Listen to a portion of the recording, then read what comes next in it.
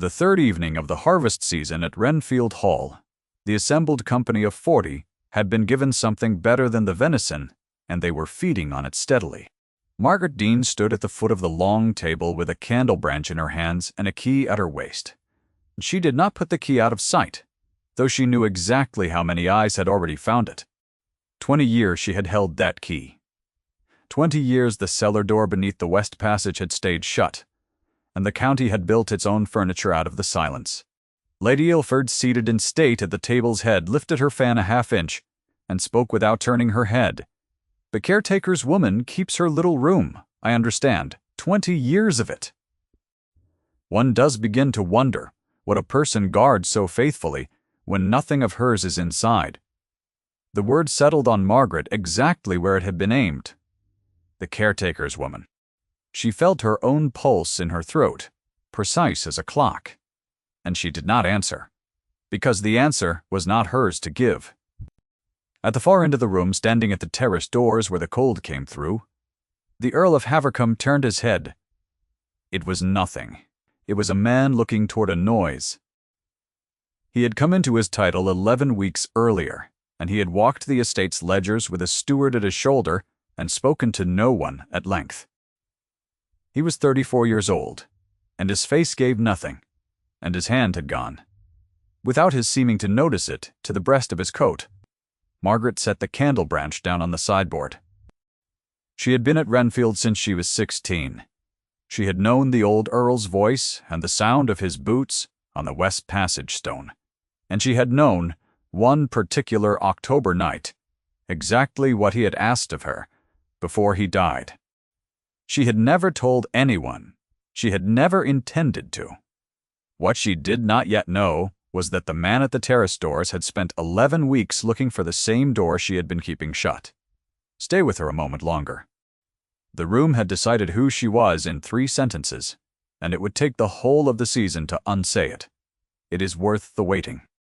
She had come to Renfield in the spring of her 16th year, the daughter of a Nottinghamshire clergyman, with more books than living, and she had been engaged as a companion to the old Earl's sister. The sister had died within the year. Margaret had stayed. There had been no discussion of it. There had simply been a house that required a person who could read a hand of accounts, and a person who could sit with an old man who did not sleep, and Margaret had turned out to be both. By 20, she was keeping the linen inventory. By 24, she was keeping the household books. By 30, she was the only living person who could have told a stranger where every ledger, every key, and every quarrel of the last 2 decades had been put. And no one had ever once asked her. It was not a life that anyone had ever proposed to her. It had accumulated the way silt accumulates, a little at each flood, until one morning she had woken at 5 as she always did, and understood that the shape of the rest of it was already decided, and that she had been the last person in the house to notice. She had made her peace with that at 28. In the still room, over a basin of quince, and she remembered the exact moment because she had gone on paring the fruit while she made it. There was an order to her days, and she kept it the way a sexton keeps a bell, up at 5. The kitchen fires checked before the cook came down. The still-room accounts before breakfast, the linen inventory on Tuesdays, the tradesmen's books on Fridays, the whole of the household's arithmetic carried in a head that had never once been thanked for carrying it. She knew that the 3rd stair from the bottom of the servants' passage groaned under any weight above 8 stone. She knew that Mrs. Rowe the cook wept on the anniversary of a son, and required, on that day, to be left entirely alone with the bread. She knew which of the tenants could read, and which had spent 30 years pretending to, and she read their letters aloud to them in a voice that never once made it a favor. None of it was written down anywhere. That was the thing about a woman like Margaret in a house like Renfield. She was the ledger. She was simply not in it. Her 1 hour was the gallery, between 4 and 5, when the light came through the west windows and the house did not want her. She sat there with a book she had read 6 times, because the library was not hers to draw upon freely, and the 6 books she owned were the 6 her father had left her. She sat and she read. and she did not look at the pianoforte at the far end, with its lid shut. And she had not looked at it for 20 years, with a discipline that would have impressed a soldier. She was 36 now. Her gown was the gray one, made over twice. And the second making over had been done badly because she had done it herself by candlelight after the household had gone to bed. Her gloves were mended at the seam of the right thumb. Around her the harvest table blazed with the season's whole vocabulary of light, and the light did not reach her, and that was, she had long ago decided, an arrangement that suited her. She did not want to be seen. She wanted to be left with the key. The key was iron, 4 inches long, worn smooth at the bow by 20 years of a thumb passing over it. It opened the cellar door at the bottom of the west passage, and it opened nothing else in England. Renfield had passed, at the old Earl's death 11 weeks earlier, to a cousin nobody in the county had met. That was the whole substance of the harvest season's conversation. Alexander, Earl of Havercombe, had come north with a steward and a valet, and no wife, had walked the tenant farms in the rain for 4 days without speaking of what he found there, and had installed himself in the study with every ledger Renfield possessed. He had sent for Margaret on the second day. She had stood in the study with her hands folded and answered him for 2 hours. "The mill accounts run in the second book, my lord." The Hollis tenancy was forgiven in the year 1811 and never restored to the schedule. "The discrepancy you have found is not a discrepancy. It is a kindness recorded badly." He had looked at her for a moment longer than the sentence required. "Who forgave it his late lordship?" "My lord." "On whose advice?" She had not answered. He had not asked again.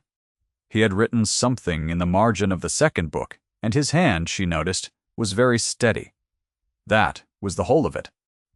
That was all that had happened between them, and it had happened in front of a steward. And Margaret had gone back to the linen room and pressed her palms flat against the cool of the shelf until her breath came right again. Lady Ilford arrived at Renfield the following week, and the house changed its weather. She was the old Earl's cousin by marriage, 61 years old, and she had spent 40 of those years arranging other people's futures, with a fan in her hand and a perfectly level voice. She came with a niece. The niece was Sophia Vane, 22, in ice-blue silk, with an income of £6,000, and a mother who had explained to her from the cradle that she was the correct choice for any room she entered. Sophia was not unkind. She had simply never been contradicted, and it showed in her the way weather shows in a field. Lady Ilford took the household books from Margaret's hands on her 3rd morning in the house. "You have kept these very neatly," she said, turning a page with one finger. "Neatness is a great virtue in a woman without prospects. I shall want the west cellar open before the ball. The wine is wanted." "There is no wine in it, my lady." The fan paused. "Then there can be no objection." "I have no authority to open it." "You have a key at your waist, child. Authority is a thing men have. Keys are what the rest of us are given instead." Lady Ilford closed the book. "The room has decided what you are, you know. You may as well hear it plainly, since no one has troubled to say it to your face. You are the caretaker's woman. A useful fixture. Fixtures do not hold doors against their betters." Margaret's hand had gone cold inside the mended glove. She said nothing. She had learned over 20 years that the pause before an answer was the only room she had ever been allotted. That afternoon a boy came to the kitchen door with an ear cut open. His name was Tom Wicker, and he was 9, and he was the undergardener's son, and he had been climbing where the glass was. He did not cry. That was the first thing Margaret noticed about him, and the thing she thought about afterward for a long time. He stood in the kitchen doorway with his hand clamped to the side of his head and blood coming down his wrist into his cuff, and he did not cry because he had already worked out that crying would bring his father, and his father would bring the strap. And a 9-year-old boy will bleed quietly for a long while rather than be seen to have been where the glass was. Mrs. Rowe was for sending him to his mother, and she was right to be, because the mother was 400 yards off. And Mrs. Rowe had 30 covers to put up for a house full of Ilfords. Margaret took him into the still room instead. She set him on the deal table under the window where the light was, and she took the lamp and looked at the ear. and it was worse than he had let on. A clean flap of it opened along the top where the glass had gone through. She got the basin, and the warm water, and the good linen that was meant for the housekeeper's cupboard, and not for an undergardener's boy, and she used it anyway, and she washed the ear with her own hands while the water in the basin went pink and then red. She talked the whole time. She talked steadily, and about nothing at all, because a child who is being talked to about nothing does not attend to the pain, and because she had learned 20 years earlier at another bedside that a voice going on evenly in a room is worth more than any amount of comfort said in the proper words. She told him about the hawk that nested in the tithe barn. She told him what the barn had cost to re-roof in the year 1809, and how the slater had cheated them by 11 shillings and been made to come back. She told him the Latin name of the thing growing in the pot on the sill, and then admitted she had made half of it up. "It will mark," she said. "You will be able to say a hawk did it. Will they believe me? No. Say it anyway." "There is no sense in an ordinary scar." The boy laughed, and then he winced, and she steadied his head with 2 fingers under his jaw the way one steadies a colt. She did not know the Earl had come to the still room door. She had her back to it. She was speaking to the boy in a voice she had used with no adult in the house for 20 years, warm and dry and entirely unguarded.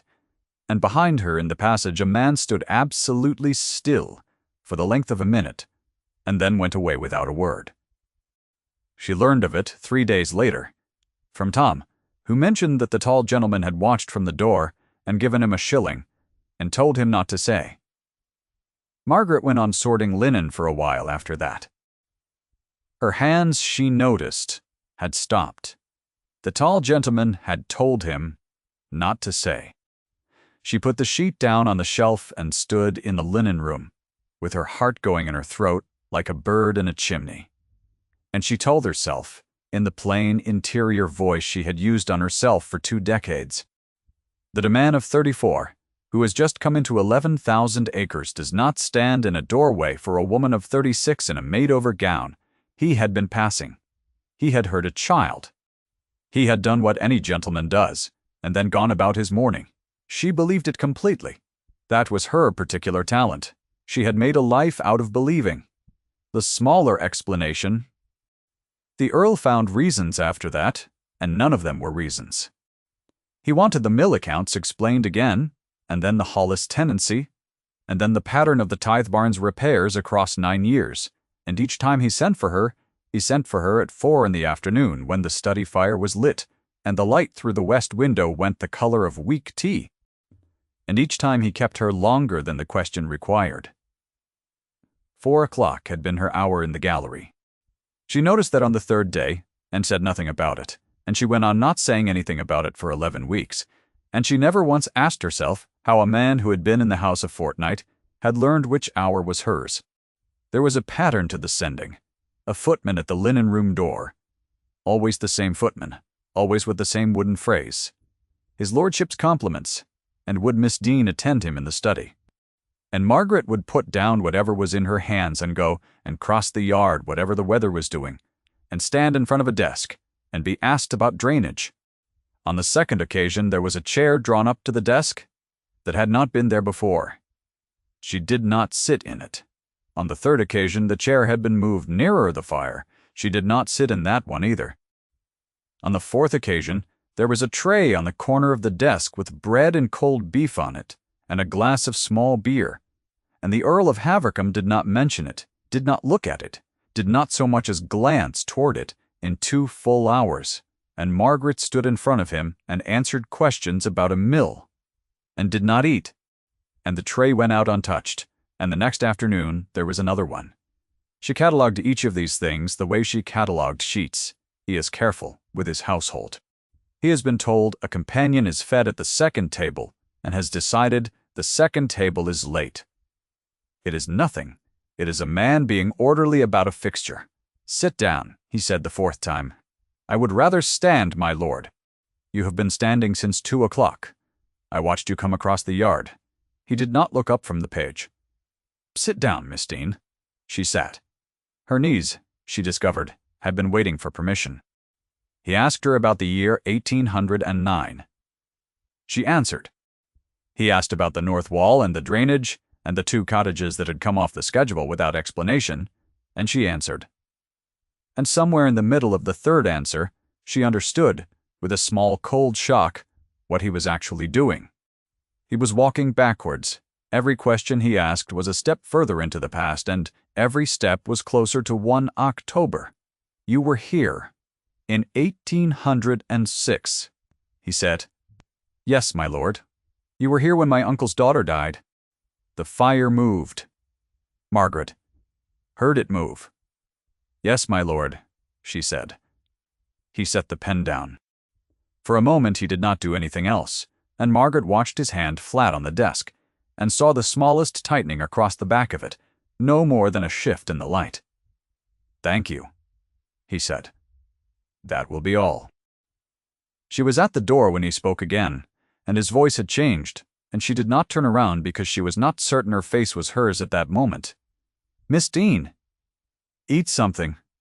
You have been in that yard since 2. She went out into the passage and stood against the wall with her eyes shut. Come inside. Sit down. Eat something. Her mind filed each of them under coldness, under a master's carelessness with a servant's time.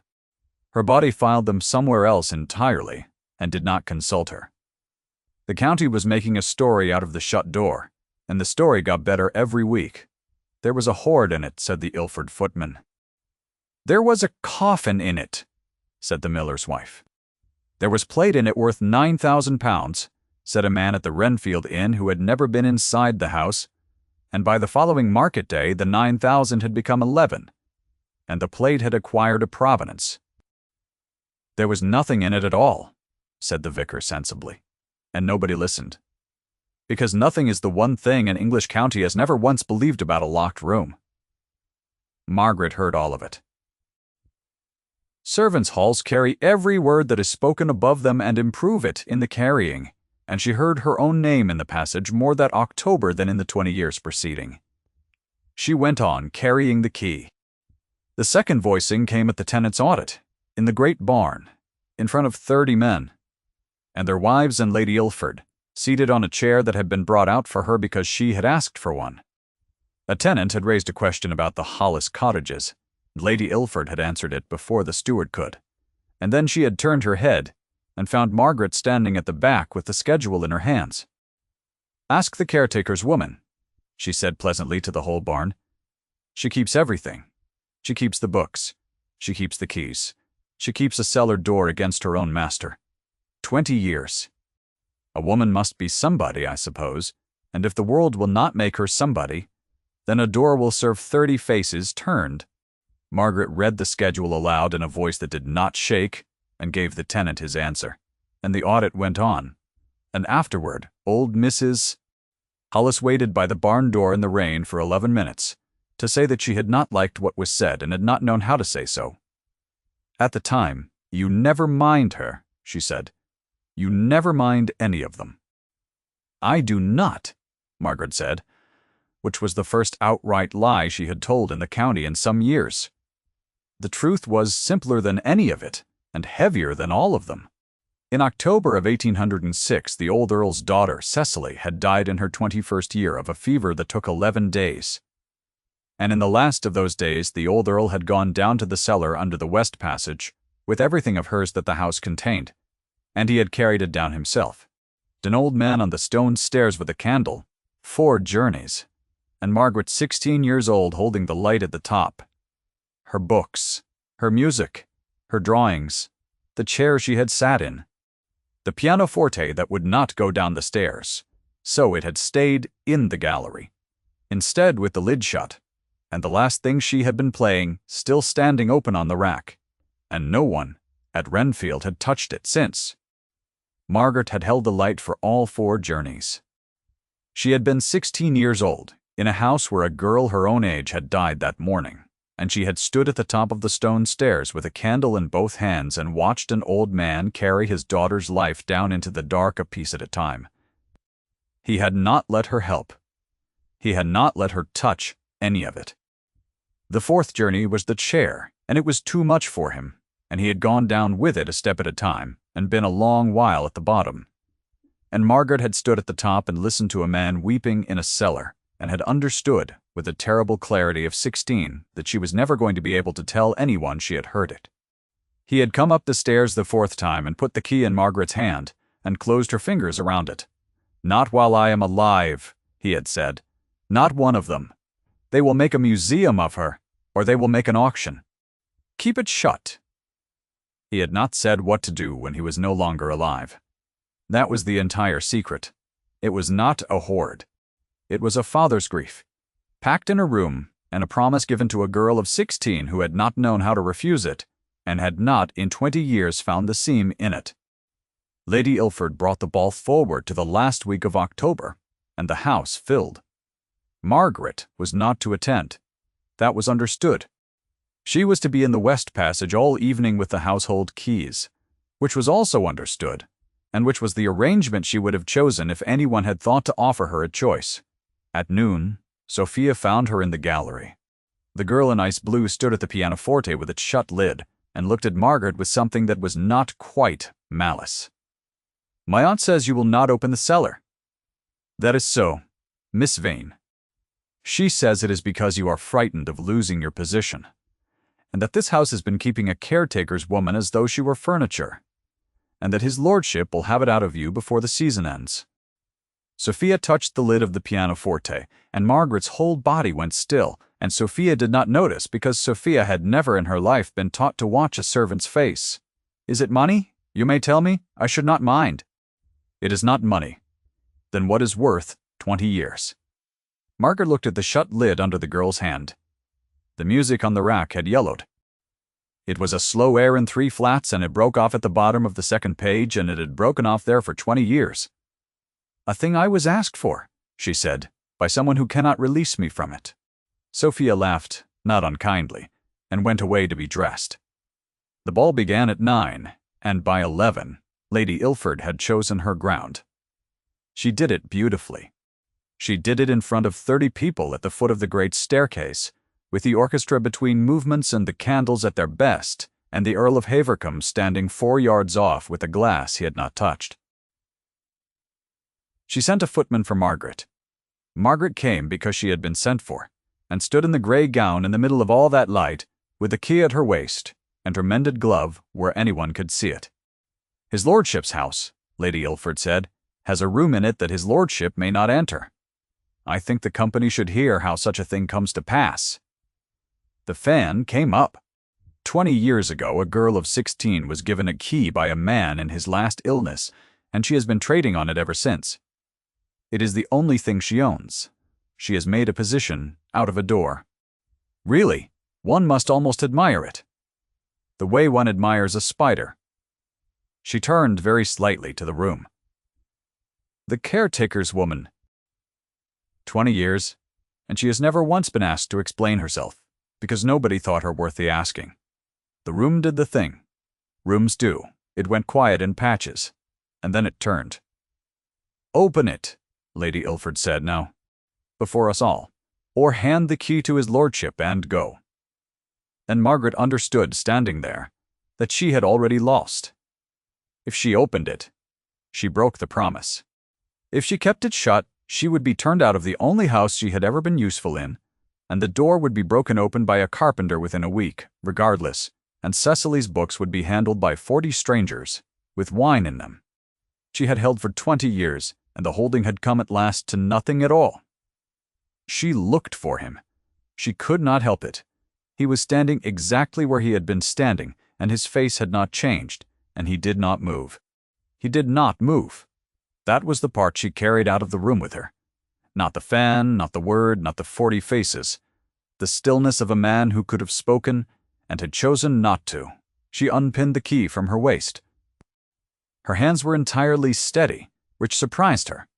"My lady," she said, "I will not open it. I have no better answer than that, and I am sorry to have none." She set the key on the stair rail's newel post in front of all of them, and she walked out through the doors into the cold. She went to the gallery, because there was nowhere else at Renfield that had ever been hers. She sat down on the bench in front of the pianoforte, with its shut lid and the yellowed music on the rack, and she did not weep, because she had never learned the trick of it, and she put her hand flat on the cold wood, and stayed there while the music went on beneath her feet. She was still there when the sound below stopped. She heard it stop. An orchestra stopping between movements is a sound. An orchestra stopping in the middle of one is a silence, with a shape to it. Then footsteps on the gallery stair, unhurried, and Margaret stood because a woman stands. The Earl of Havercombe came into the gallery with the key in his hand and a candle in the other, and he did not look at her at all.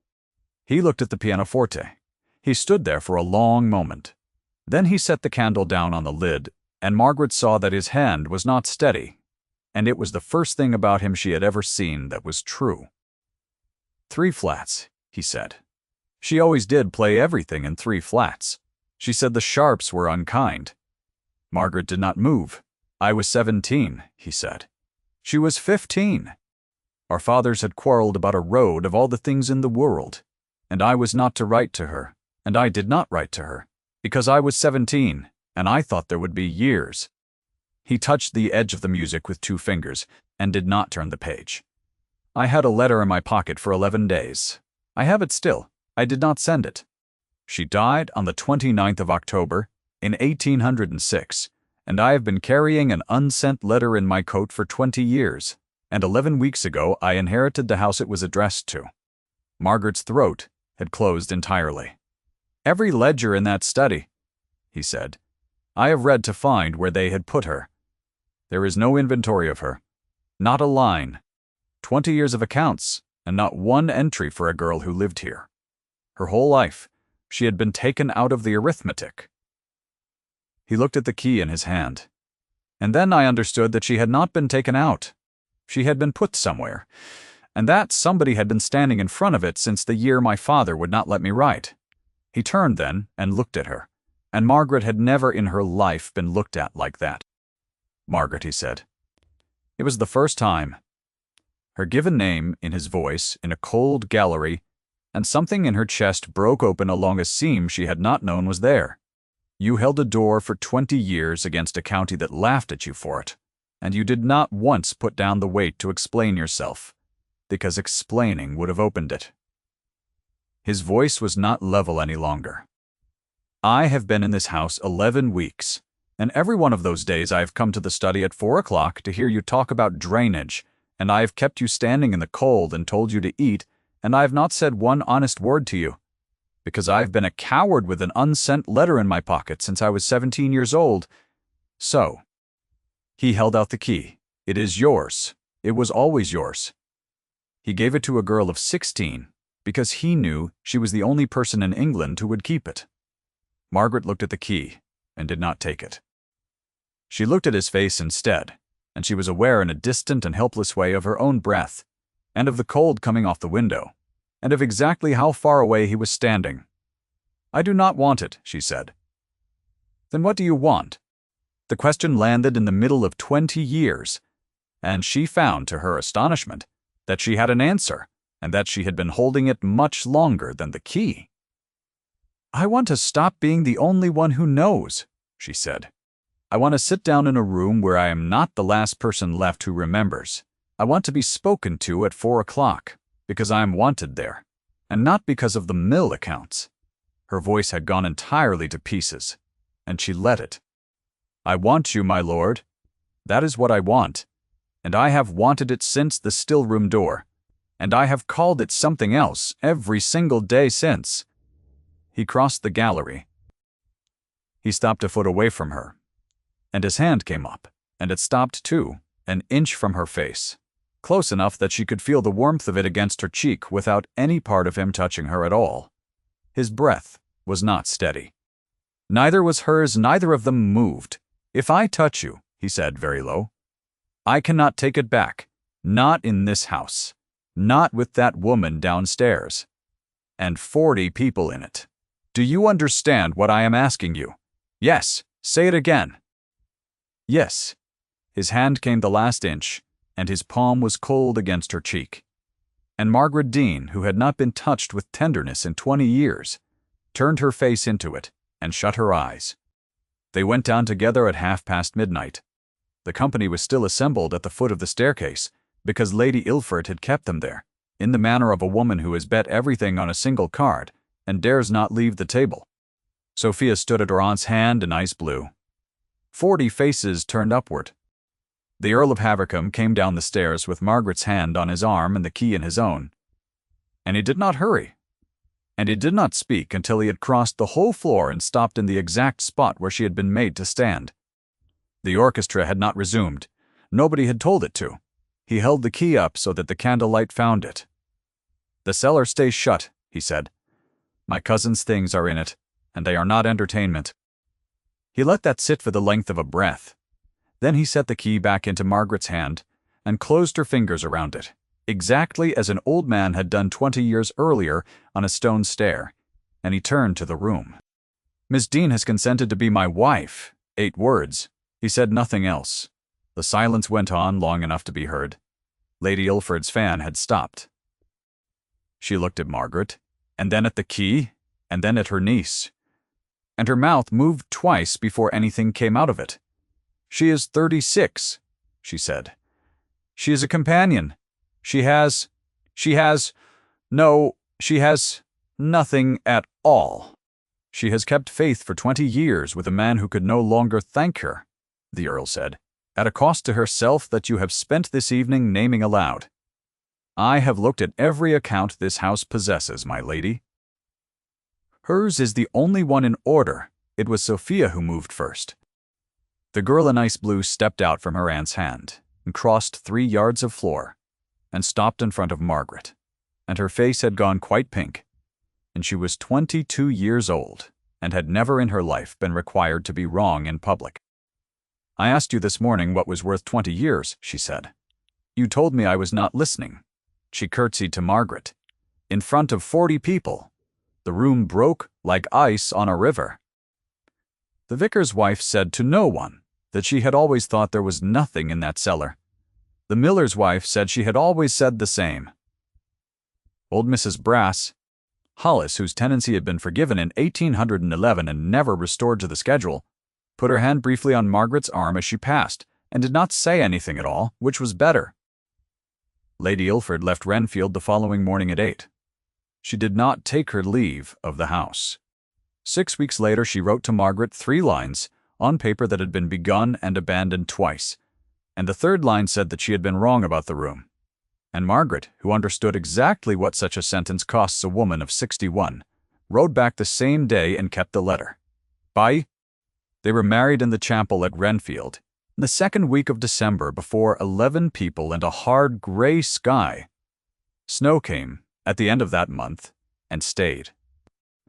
On the last evening of the year, Margaret sat in the gallery with the fire lit at both ends, and the windows going blue with the early dark, and Tom Wicker sat on the floor by the hearth, with his ear heeled to a white line, and a plate of the kitchen's ginger biscuits he had not been offered.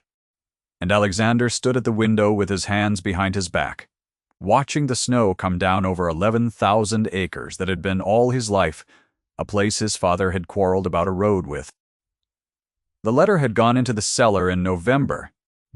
He had carried it down himself 4 steps at a time, an unhurried man on a stone stair with a candle, and Margaret had held the light at the top, and neither of them had said anything, and he had come up again and put the key back in her hand. The door was still shut. It would stay shut. It was not a secret any longer, which was the whole of the difference. A shut door that everyone understands is not a locked one. The key hung now on a nail beside the gallery hearth, where anyone in the house might have taken it down. Nobody did. Tom Wicker had asked about it once in November, and Margaret had told him the whole of it, every part, the fever, and the 4 journeys, and the old man on the stair, because he was 9 and he had asked plainly, and she had decided that she was finished for the rest of her life with being the only one who knew a thing. Margaret got up from the fire and crossed the gallery and put her hand on the pianoforte. She lifted the lid. The music was still on the rack, yellowed in 3 flats, broken off at the bottom of the 2nd page. She sat down on the bench, and she found the place and she played it through to where it stopped. And then she went on, because somebody had to, and the last 8 bars had been waiting 20 years for a hand that did not mind being the one to finish them. Alexander did not turn from the window. She watched his shoulders, and she saw the moment the sound reached him. And she saw what it did. The snow came down. The fire held.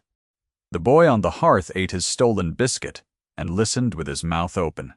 She finished the air and let her hands rest on the keys, and she did not close the lid. If Margaret's 20 years stayed with you, sit with her a moment before you go. Some doors are not kept shut out of fear.